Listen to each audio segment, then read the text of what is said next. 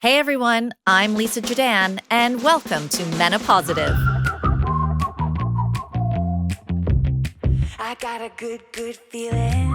Where we take a refreshingly positive approach to navigating menopause.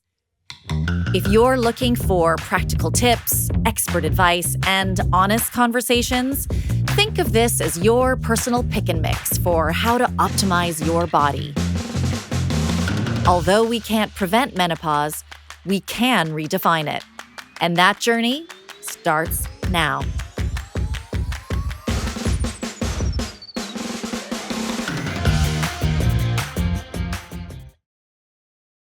I meet so many women who tell me they exercise a few days a week. I love it. Not only because it's good for overall health, it's one of the most stress-relieving activities you can do. When I'm in the gym, I can either work out all of my stresses or forget about them altogether. I'm not going to lie, I've even been known to have a cathartic breakdown, tears flooding down my face as I'm trying to lift a heavy weight, all while this voice in my head is saying, I can't, until pushing through and finally, I can. Now, we keep hearing about the importance of strength training, especially in the menopause transition. It's one of those things we know we should do, but just quite haven't made the time for it yet. Maybe this idea will help. I had the pleasure of meeting Dr. Jessica Shepard, author of Generation M and founder of Sanctum Med and Wellness out of Dallas. She was doing a talk on the power of hormones. She put up a slide. I literally took a picture of it. And the slide said, muscle equals life. She said, and I quote, muscle mass is inversely associated with the risk of death, and the menopause transition is a vulnerable period for the loss of muscle mass. So what does this mean? It means wherever you are in your journey, you need to add weight-bearing exercise into your routine starting like today. You know why? Because people don't die of hot flashes and night sweats, but they do die of hip fractures. And you're here with me today because you want to know how to have a more positive menopause experience. And let's face it, how to live healthier longer. So together, we're going to learn how strength training can help us defy not just menopausal stereotypes, but aging stereotypes. We are talking to Aoife Okonedo Martin, global women's health and fitness expert at Ultimate Performance, which is basically like the world's Goldman Sachs of personal training. Through Aoife's journey of achieving incredible improvements in her own body composition, she is now one of the most respected personal trainers due to the incredible results she has achieved with clients to support their health and fitness goals. With a growing waiting list, she has been featured in The Washington Post, The Daily Telegraph, and many, many more fitness and news publications. She is also the woman that changed my life. Aoife, welcome to Menopausitive. Hi, Lisa. Thank you for having me. It's so great to have you here. Aoife, do you remember when we first met or like why I came to see you? So I remember it was a lot about reclaiming the self, I think, from what I can think back to like our initial conversations. And it was kind of, as you're approaching, your later life, it was wanting to kind of get back to yourself and get back into your body and get healthy again. But it was about 6 years ago now. Oh my God. It was 2019 and I literally just had a very basic goal. I wanted to get back in a bikini again. I was 47, I had my eyes on 50, and I hadn't worn a bikini in maybe 10 years, like since I'd had my daughter. And I didn't feel like myself anymore. Exactly. So is this a common story when you see women coming in to see you? Is this something that you hear often? It's probably the most common, yeah. I'd say in general, probably the key demographic that I've had the most experience working with is probably someone very similar to you, coming in, having raised their children starting to get to the age where they're in school and you have slightly more time for yourself again. And it's reclaiming that time to back to yourself. And a lot of it will be, oh yeah, I'm not really happy with how I look anymore, or I don't feel that comfortable wearing this, that, the other.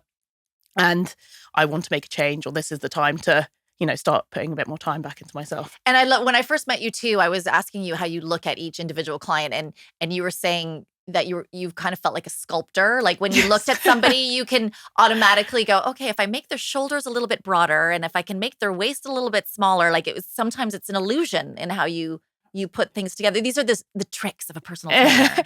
Well, yeah, because I come from like an art and kind of like bodybuilding background. I still always do look at clients and go, okay, well, if you're looking to kind of achieve this shape, it's actually not just about losing. Everyone always thinks that they want to lose weight, and actually it's not about losing. Often it can be about gaining muscle in certain places and actually creating that overall shape. So I remember an interview with Gwyneth Paltrow, and this was before she got really fit, and she goes, I'm a skinny fat person. And I think that's what you're talking about is there's a lot of people that are focused on losing weight, but actually it's the muscle that then gives you those really beautiful shaped arms. Exactly. Yes. Again, these other tricks of things. Okay.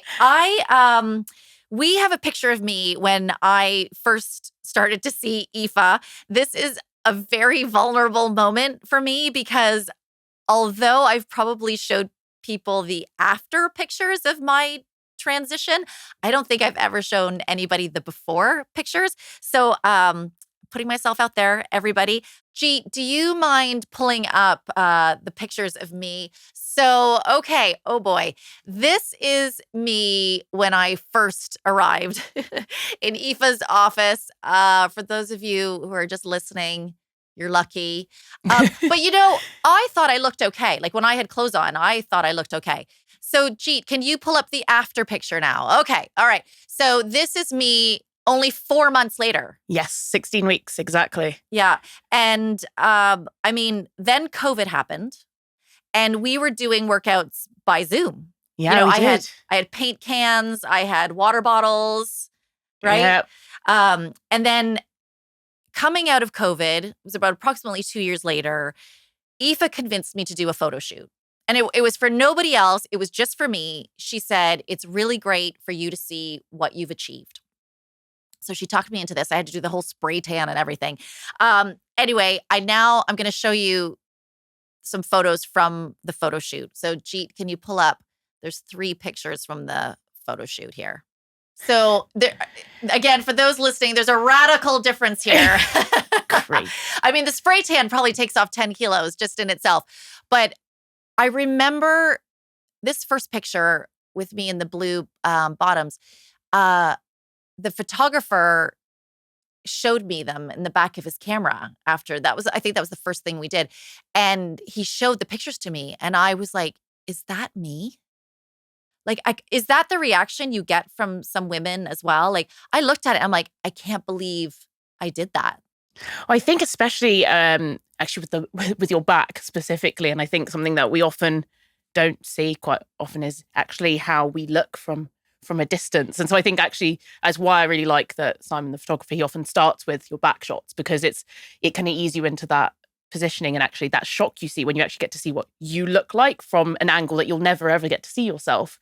And actually with you, I'd say it's probably one of your most flattering angles because your back's amazing. I love that. Aoife always says the best parts of me are the back of me. Great. You've got a great back, though. I'm just going to stand that way now. You've got a great back. Anytime out.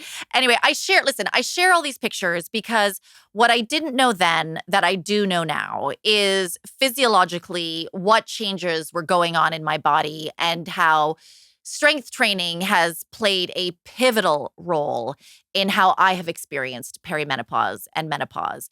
Because we all know that estrogen declines. Everybody talks about your estrogen's declining and, here's the hole that you're going to find yourself in. What I want women to also know is we can look for things that will augment or support what the hormones are doing or used to do. And strength training is one of those things. So, Aoife, talk us through why strength training is so important to women as we age. So there's a few different factors to why there's going to be a physiological benefit to resistance training. There's going to be a metabolic benefit to resistance training. And then there's also going to be a psychological benefit. So there's going to be 3 kind of big reasonings for why training is going to be really important, especially as we age and especially as a woman. as we age due to this decline in estrogen and how that impacts our physiology and how what we can do within training that will actually help at least soften the blow of some of these ultimately inevitable things. Some of these symptoms. Okay, should we break down each one of these? Because you've talked about there's the physical benefits, obviously, of training, metabolic, and then the psychological benefits. So where do you want to start? I think we should probably start with the physiological benefits. So most of the time when we talk about training and women going through menopause, I think the big thing that everyone always hears about is bone density, bone density, bone density. And this is because as we age, our bone density is very heavily tied into our production of estrogen. And so our body has kind of these bone modelers who go around creating and destroying bone. As we age, the bone destroyers, the ones that destroy, start to move a little bit more aggressively. And as we don't have estrogen there to tell them to slow down, women are at a much higher risk of osteoporosis. So we can lose up to 50% of our bone mass by the age of 80 in comparison to men, where it's only about 17, 18%, which is quite a stark difference as we age. Oh my God. Say that again. How much can we lose? We can lose up to 50% of our bone density by the age of 80. And men only lose... It's about 17 to 20%, I think, was the Wow, stats. amazing. So strength training will obviously help stimulate bone growth, I guess. Yeah, so what happens is our bodies are super adaptable. So whatever stimulus or stress we put upon it, it will find a way to get better so that it doesn't cause stress. So if we think about what like strength training is, we're ultimately putting our body under a forced load that we are not able to necessarily fully tolerate. And what our body then goes is, okay, I need to make more of that, or I need to be stronger of that. So when it comes to our bone density, by loading heavier weights through our bones, our body starts to then create more bone to compensate for that. So I assume, is this the same with muscle? Well, what training ultimately is you're forcing an adaptation. So when you train, you're ultimately tearing up your muscle fibers. You go to sleep that night and your body goes, same thing. It goes, I must have more of that. So I'm able to do what they just tried to do. And so it creates more tissue, our muscle mass increases. And that's why you want to ultimately build more muscle when you're younger. And that's how you get stronger, right? Like what you were saying, like you lift something one day and you're like, this is really heavy. Oh my gosh, I'm not sure I can lift this. And you go to bed and your body sends these messengers out. Okay, we need to build some more muscle so you can lift that tomorrow. Is that basically the idea? Exactly, yeah. So it's what doesn't challenge you won't change you. So our bodies will always push. It will always try and be able to do the challenge that we're putting on it. So, say you were to be a runner and you're going to run this far, the next time you do it, you're going to be able to get that a little bit faster because your body's adapted in the time from when you've last done it. I love what you said there. What doesn't challenge you doesn't change you. Yes. Sit on that, everybody, for a minute. I think that's an important one. Let's move on to, is there anything else on the physical benefits? So I think the key takeaways from physical benefits is strength training is ultimately going to make you stronger and be able to move for much longer, because ultimately we all are going to age. It's an inevitable part of life. But the actions that you can take while you're still very capable is you can extend that time that you're able to move well. You can extend that time that you're able to move without assistance. You can extend that time that your bones are going to stay strong because, as you mentioned in the beginning, a hot flash isn't going to kill you, but a hip fracture will. If you think about it from the perspective of if you can do anything now to really make a big difference to your longevity, it's going to be doing everything you can to force as much adaptation so you're a nice, strong body that can take your mind as far as it can go. And that doesn't matter what age you are, does it? I mean, obviously you could start exercising and doing this when you're young, but for anybody who's listening who might be 55 or 60, like you can start now, right? Yeah, there's no time limit to starting. Obviously, the younger you start, the more time and more benefit you're probably going to get from it just due to the changes in your hormones. But there is no time limit to starting and you can still make a really, really big difference. I've had a client in their 70s who could barely squat down and, sit down on a chair. And after a few months of training was squatting with weights. So your body can still adapt so much no matter how old you are. But it's definitely the sooner you start, the better. Of course. We always say, we can't prevent menopause, but we can prepare for it. Exactly. Yeah. Let's move on to the metabolic benefits then, because I think this is a big one. I think a lot of women do come to see you, and we've had some nutritionists on as well and other doctors who say one of the main reasons women come to see them is they just can't shift weight during the menopause transition. So what do you see the benefits are metabolically from strength training? So I think the best way to say it is think about what muscle mass needs. So muscle is hungry. It's very, very hungry. And so muscle to maintain and build muscle mass requires, usually an additional amount of calories because it needs food, it needs fuel. So I think as a woman, because we often have less daily calories to play with, it tends to be a lot harder for us to, diet or stay within a calorie restriction because that number is so low. The more muscle mass we have, the more fuel our body needs just to exist as itself. And so if you think as you're aging, your metabolism is ultimately slowing down anyway. And so the more muscle mass you have, again, the more prevention you've created for that, or more buffer room you create to be able to maintain your physique, really. I understand that as the estrogen declines, we develop more visceral fat around our belly, and that can be really dangerous in the long term, And strength training, from what you're saying, is it can improve metabolism because the muscle is hungry. I love what you said there. The more energy you burn, but even while you're resting, I mean, you could just be sitting watching some television and you can still be burning energy. Yeah. So your just to exist requires more energy. So it's like it increases your resting metabolic rate. So it increases the amount of calories your body needs to have just to be alive and to be existing, which makes it much easier to maintain a healthy body composition. You're going to have a little bit more flexibility, a little bit more freedom. And you're also managing all these other factors which, tend to all connect onto each other. That's the thing, you look after your physical health, which has an impact on your mental health, which has an impact on, your internal health. These things they all feed each other. So, well, let's lead into that because the next benefit, which I think is a big one, is the psychological benefit. And I get a lot of, there have been a lot of comments on menopositive.life around mood and what can I do to help with mood. So talk about the psychological benefits.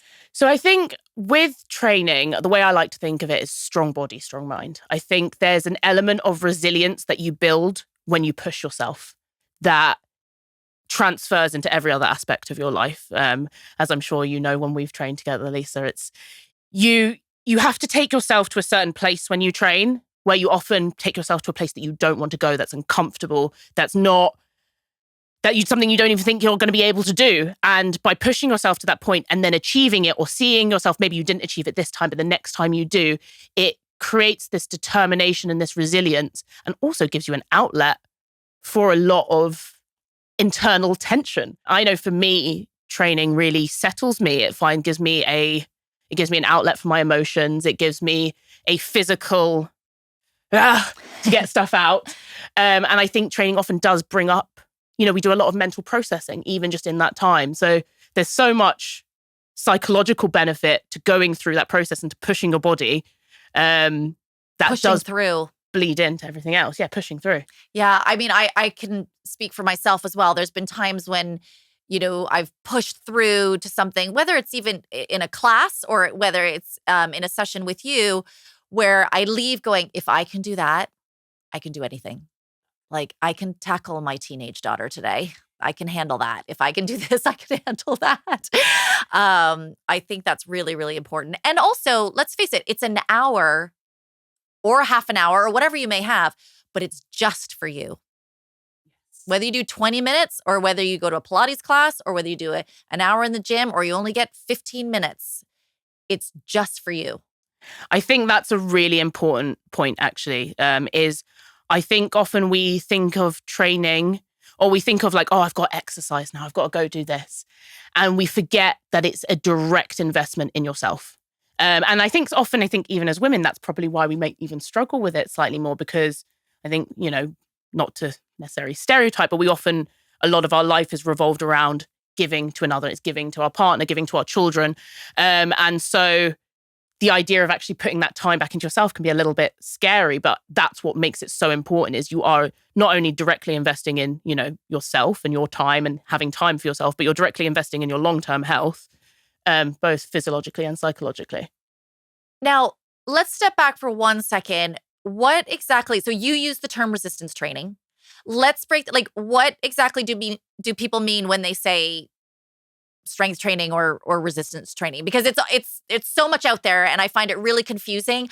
There's people are saying, well, you need to do, low weights, but lots of reps, or, your body weight's okay, or, well, you have to do 12 to 15 reps, or some say, no, you must only do 0 to 6 reps. Like, what do we need to know, Aoife? Avoid any extremes usually when you're listening to advice generally would be my good one. I think to specify what I mean by resistance training. So resistance training, I like it as the term because it encompasses all form of load-bearing training. So it's any training that causes a resistance through your muscle.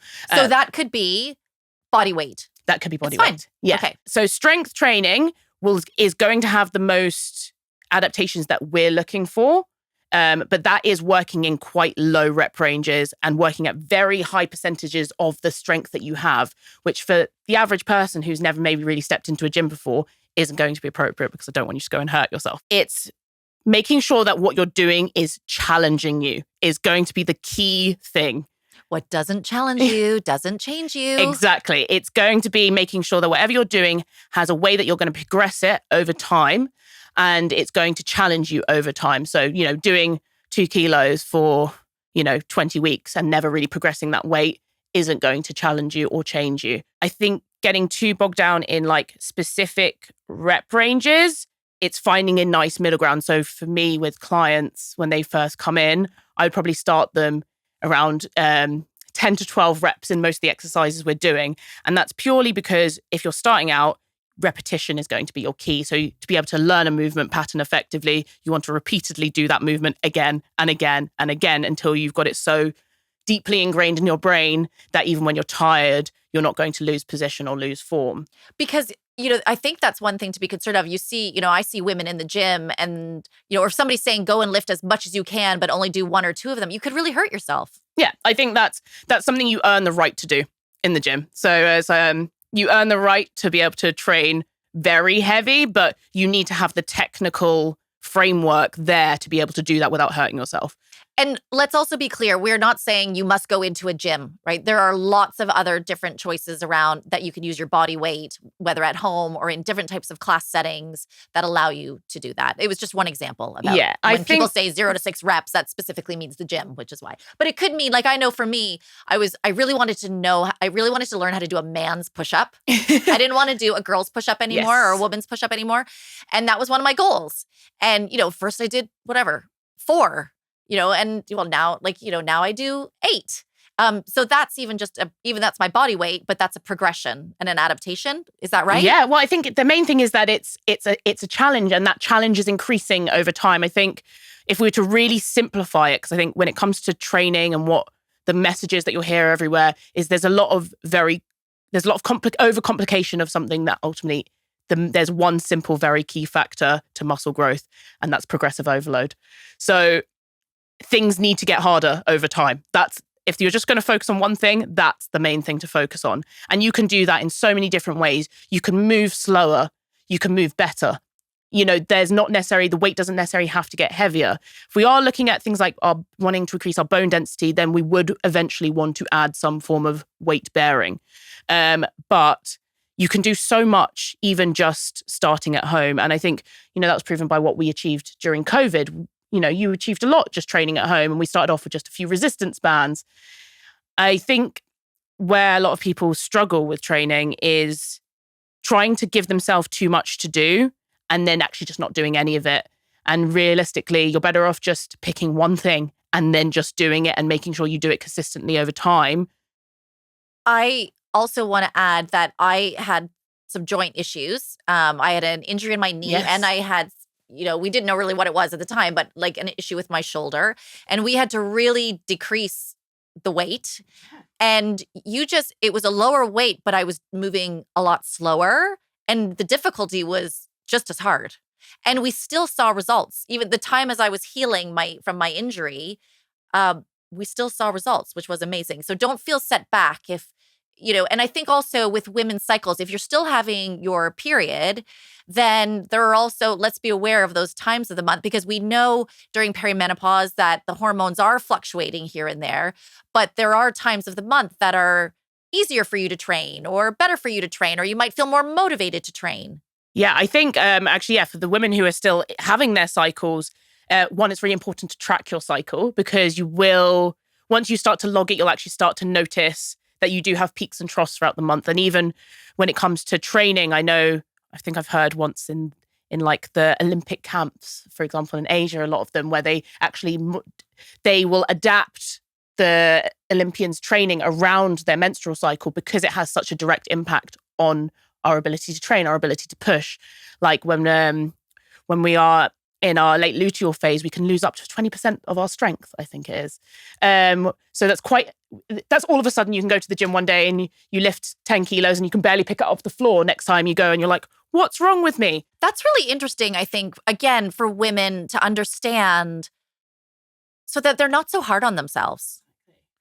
There's that, like you said, there's the phase of your cycle where you may not be as motivated, you may not feel as good about yourself, you may not even be able to lift what you lifted or did, or the level of difficulty of a class that you did 3 days ago, but you have to give yourself grace. Exactly.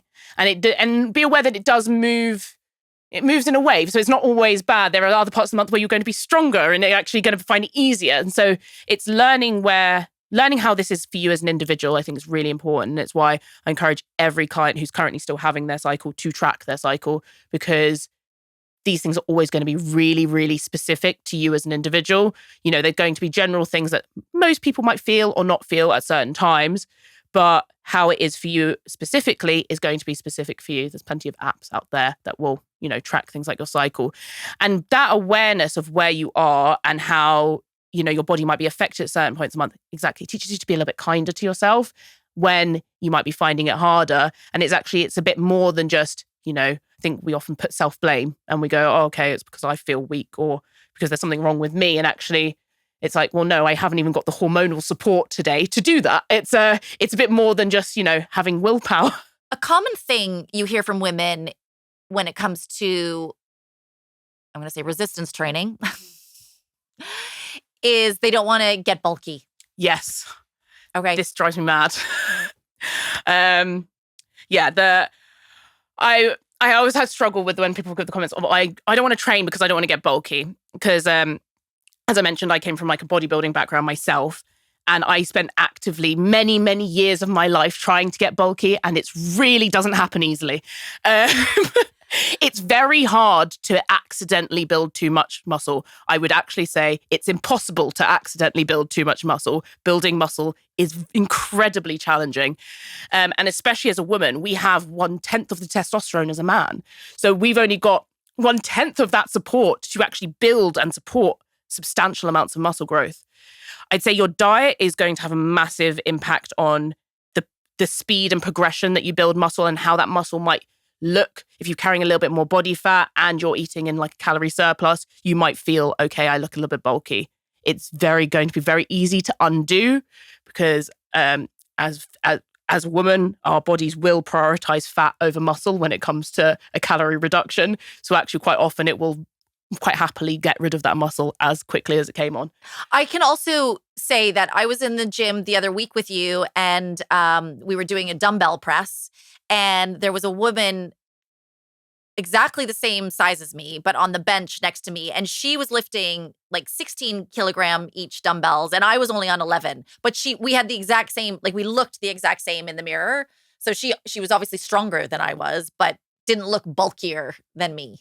Yeah, exactly. And it's also, I say, it's going to be big to do with your physique as an individual. But the more muscle mass you have, usually the easier it is to stay leaner. So actually, a lot of women who you maybe wouldn't have even noticed have quite a lot of muscle mass, but you often think, oh, they look really fit or they look toned. They actually have a lot of muscle tissue. It's just, you can only see what you can see. And usually if they're a little bit leaner, they're just going to look fit. They won't look bulky. I've never known someone to build too much muscle by accident. It's just not possible. How often do we need to strength train? So a client at Your Ultimate Performance, where I'm based, when we've looked at all our totals of all our transformations, the average client trains 2.5 hours a week, which doesn't sound like that much if you actually think about it, considering the kind of amazing results we get. I'd say the most important thing is commit to something that you can do. So ideally, I think 3 times a week is a really good baseline for most people, but how you split up that time is going to have to be what works for you. So if you say if you split up in 3 hours a week, okay, I can only do 30 minutes each day, and then I have a rest day on Sunday. Or I can only do 2 slightly longer sessions, and train on a Monday and Friday. But the main thing is that you are committing something that you can consistently do over time while making sure that you're having enough rest, obviously, between your training. So don't train every day. I think quite often people think, oh, I have to go from doing nothing to I have to train absolutely every day. That's also not going to help you. We need rest. We need recovery. We need to sleep. We need to let our muscles recover. I think it sounds like consistency is the key and the commitment to that. I love James Clear, who is the author of Atomic Habits. And sometimes we beat ourselves up, if we say, okay, I'm going to work out 3 times a week. And then, life takes over, right? You're just busy, or all of a sudden you've got to, I don't know, things happen. He has a line that says, keep the schedule, change the scope. And what that means is if you commit to working out 2 or 3 times a week, then even on a day that you're not into training, he's like, shorten the scope of it. Instead of working out for an hour, work out for 15 minutes, because then at least at the end of the week, you're able to look back and say, I worked out 3 times this week. It's when you cancel and you don't show up and you don't put that time in, at the end of the week, you feel awful. You're like, oh man, I promised myself that I would do this. And then that just turns into an awful cycle. So I love this idea of, keep the schedule, keep the commitment, or keep the promise to yourself, but maybe change the scope. And that's about giving yourself grace. Yes. I only have time for 15 minutes today, but I'm going to do the 15 minutes. I think a good thing to think as well is when it comes to a lot of time people go, oh, I'd like to train, but then, I never actually take action to go and do it. And I think that's where the hardest part is it's the initiating. It's I'm going to walk out my house and I'm going to walk down to the gym. And so I think one of the biggest bits of advice I'd give to most people is make it easy for yourself. I think we often, like I said, we give ourselves too many things to do, or there's too much conflicting information out there where we go, I've got to do this and I've got to do that and I've got to do this and I've got to do that. We're actually just got to get out the front door. That's all you have to do. Sometimes people say, I'm just going to put my shoes on. Yeah. And then as soon as you put your shoes on, then that makes you feel like you're going out the door. It's like, okay, now I'm going to go out the door. Now I'm going to, and it's those little, breaking it down into those manageable chunks. You said something interesting there, though, about action. Yes. Because I think sometimes we believe that it's just going to come out of the air and it like magic that you're all of a sudden going to want to go to the gym or go to a Pilates class or whatever, exercise, go for a walk. And you have this line, like you say, motivation. Yeah, is so action. I was going to say, you've definitely I've had many conversations with you that you know what I'm going to say to this one. But I always have expression is motivation's a product of action, not the other way around. So I think we often, we kind of expect to just magically wake up one day and be like, I'm going to go and do this thing that I've not done for the last 20 other days. And it doesn't really work like that. It's actually, you have to take the step first and then you feel motivated to keep doing it. So, for example, I need to go to the gym. You walk out the front door. Well, I'm out the front door now. I might as well go all the way to the gym. And that's where the motivation comes in. But the motivation kicks in once you've taken the action. You have to take the action first. One thing that you really got me into was walking. And there's, more science and more evidence now that how beneficial walking is. You don't have to run, but anyway, walking is great. But I remember you set me a goal. You said 10,000 steps a day or 15,000 steps a day. And I was like, how the hell am I going to get 10,000 steps a day in? Like, I'm working. When am I going to make this happen? I remember standing at my desk doing calls like during COVID and like just stepping back and forth. But you said, Lisa, just watch what will happen after you kind of develop a routine around this. And it's been 5 years. I mean, I can't go a day without going out for a walk. I mean, I literally am losing my mind if I don't get outside. I just feel so much better. It's become such a habit for me. And also this idea of just being out in nature, being outside, getting outside, even that alone, talk about physiological benefits and psychological benefits. Win-win. I always say you never regret exercise. Like, that's the funny thing. You'll never regret it afterwards. You might not want to do it beforehand, and you'll never regret it afterwards. You'll never be like, oh, damn, I wish I didn't go to the gym today. So if someone wanted to make one shift this week, like there's a lot of people out there that do different activities and whatever it is that's right for you, that's the right exercise for you. But, friends that are doing Pilates or yoga or they're big runners or whatever it may be. But if somebody wanted to incorporate resistance training into their workout regime starting this week, what advice would you give them? So I think if you're going to start right now and you just want to have one simple thing that's going to be pretty much applicable to anyone listening, is pick an exercise and just focus on perfecting it. So pick one movement, say a squat or a lunge or a press up, and just focus on getting as good as you can at that one thing. Because a lot of the time, like I said, when it comes to progressing training, you need to move well first. And so you need to actually know how to move in a way that's going to be effective and in a way that's not going to hurt you over time. And so pick one thing and get really, really good at doing it. Because often, like I said, we try and grab things from so many different directions. And actually, it's really just honing in on the basics and honing in on something really simple and then expanding from there. So how can I do that, though? Is that like just go on YouTube, or where would I find if I said I wanted to perfect a split squat? So I was going to say, yeah, you can. There's going to be plenty of information out there on the internet, on YouTube, on Instagram nowadays. Just focus on a very basic movement, something like a squat, a press up, or a push up would probably be my 3 off the top of my head here. And I also say this as a PT who has also had many PTs themselves, because I very much see the value in it. I would very much recommend going to speak to a trainer and just getting one of them to take you through something, just so you've got that outside view and that outside perspective. If you can't do that, another thing I would suggest is film yourself. So actually, if you were to do it at home, say you wanted to learn how to do a squat and you were just focusing on squatting down into a chair and then standing back out, film yourself, watch it, watch how you move. You will be able to see, even without necessarily that much mechanical knowledge, you'll be able to see what looks like it should and what looks like it shouldn't. We can all do this at home. We can all do this at home. All right. We've had some questions from listeners. Shall we hit some of these one at a time? Okay. Some people are talking about cost. Like, life is so expensive right now. I can't afford a gym membership. Well, you don't need a gym membership, for one, to be able to start doing some form of exercise or training. I think you need to reframe how you're thinking of cost. Is this short-term cost, worth the long-term cost for your health? So what's actually more important for you? Because, yeah, okay, I don't want to spend, £20 a month on a pure gym membership, but how much is that going to cost me in the long run? That decision that was actually, could I cut back somewhere else? Am I maybe buying, 3 too many lattes out, which I could make at home and swap it over? And what's going to benefit me more in the long run? So I think it's how you think about what you're spending.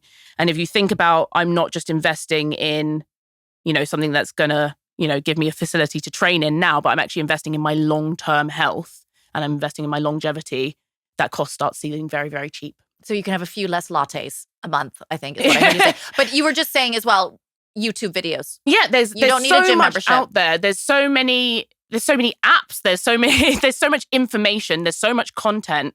I think, if anything, most people struggle now is just sifting through what information to read and to not read. So I will direct you towards our blog, which is on ultimateperformance.com.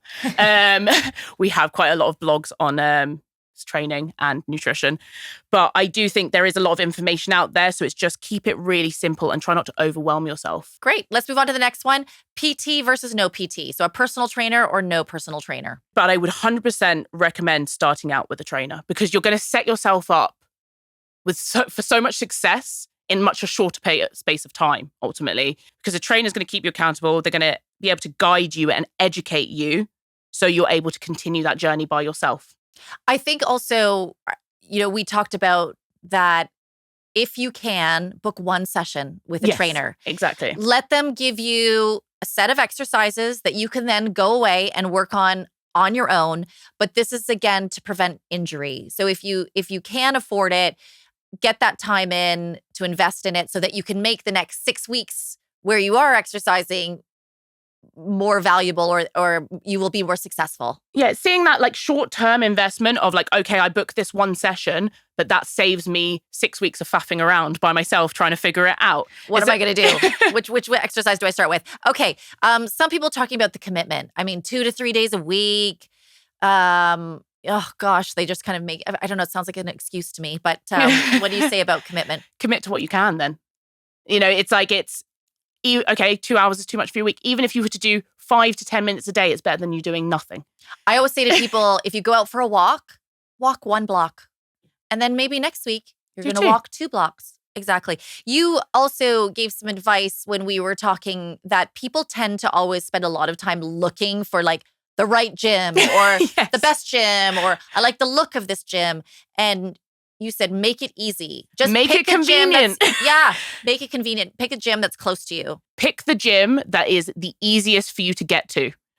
Pick the one that's near your work or near your house. One thing I learned about, if anyone listening is a gym or a PE teacher, or if you are a mom of girls, I learned that boys are introduced to the gym at school 5 years earlier than girls.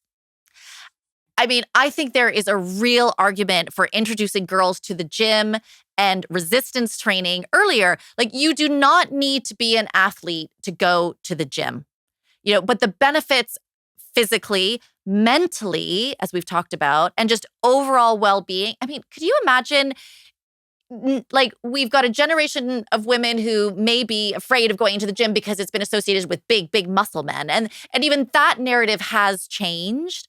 But could you imagine if it really pisses me off, actually, that my daughter is 13 and isn't being introduced to the gym at the same time as boys are. But it may help them feel more comfortable and confident about exercise and looking after themselves as they age.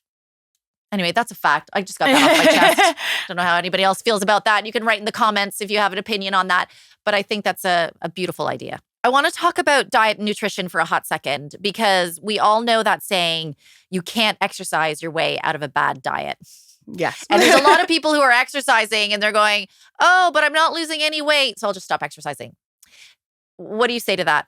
I think we really overestimate how many calories we burn exercising is going to be the big one. There's something I've done in the gym I used to work at, which was like, it was like an Oreo challenge. And it's like, you look at how many calories are in a single Oreo, run on a treadmill and see how long it takes you to burn that many calories. And it's not that quick. What a great challenge. The Oreo challenge. I love it. I think it's just to give people a bit perspective of how much energy your body uses for exercise. You can't outtrain you could, but you'd be training for the entire waking hours of the day to really try and outtrain a bad diet. So it has to come from both sides. And your diet has to support your training as well. I think that's where it's really important and where people often miss. As women, we have this real hangover from, cultural, like historical cultural outlooks on dieting. And, our moms were all eating cottage cheese and lettuce cups and stuff like that. But Aoife, you shared a podcast with me featuring a gentleman named Lyle McDonald, who is a very well-known researcher and coach who has worked with bodybuilders and athletes. He's also the author of The Woman's Book, where he did this deep dive on women's unique physiology as it relates to weight gain, muscle gain, diet, and fat loss. And it was all aimed at how women can optimize and live longer. And I love this. Did you know there was a slumber party Barbie? No. Well, supposedly he was saying she hit the shelves in like 1965. She came with a dieting book and a scale that read 110 pounds. And the dieting book had messages in it like, don't eat, or how to lose weight. I mean, I have no idea if Slumber Party Barbie made it to the movie. Like, I don't know if anybody knows if she was in the movie. But I think we all have this hang up around dieting. Like, I think there's so much new evidence coming out about how to not just what you eat, how you eat, when you eat, and we should all just be a bit more mindful of that. If you're trying to look at your diet and trying to look at how you can improve your diet, I have kind of quite simple rule of thumbs to know whether when you're looking at something on the shelf, oh, is this something that's good for me? Is it not? From the land. So think about how many steps does that food have to go through to get from your plate. The closer it is to the land, usually the better it is for you, and the further away, usually the worst. And the best diet is the one that works for you, I think. It's doing the thing you can stick to for a sustained period of time. Aoife, at the end of every episode, we ask guests the same question. So if you had to choose some killer points that you want people to remember today, knowing what we know now about the benefits of resistance training for hormonal health and longevity, what would you tell our 35-year-old listener? Train. This is time to build muscle. What would you tell our 45-year-old listener? It's time to start putting time back into yourself and investing in your health and investing in yourself. And what would you tell our 55-year-old listener? It's not too late. So please start now. I had a client of mine who had never lifted a weight before in her life and started with me at 57. She's now in her 60s and, does amateur Olympic weightlifting competitions and is quite the impressive lady. And had never trained before that. So you can still achieve so much, even well into your menopause. Aoife, thank you so much. Thank you so much for what you've taught me and what you've done for me. I really do appreciate it. And it's been great having you as part of our menopausitive community. For everyone listening, I know this can be hard. I've been through it. I am going through it with you. But we can do hard things. And on the days I really don't feel like going for a walk or going to the gym, those are exactly the days that I go. Because inevitably, I feel better. I mean, how often do you exercise or go for a walk and come home feeling worse? So if you remember one thing from this episode, two things from this episode, I want you to remember this. What doesn't challenge you won't change you. And muscle equals life. Because together, ladies, we're going to redefine menopause. Now, Aoife, I think of this as my virtual kitchen table. So this is where all the great conversations happen with women, and I bake. So I baked for you today, which you know because I always bring things to you. But today I thought, I've got to try something new for Aoife. So these are baked oatmeal muffins, usually for breakfast, but they're great when you're on the go. And they're just made with oats and maple syrup. And anyway, do you want to give one a go? Yes. Okay. I sampled them this morning. They were baked fresh. Oh, and by the way, I knew you were menopausitive when you downloaded this episode. Thank you so much for joining me today. I love bringing this information to you, and I love that you're taking control of your health. You can follow Menopausitive on Instagram, TikTok, and LinkedIn. If you haven't yet, please subscribe, rate, review, and share this podcast. Join me next week as we discover more ways to optimize our bodies.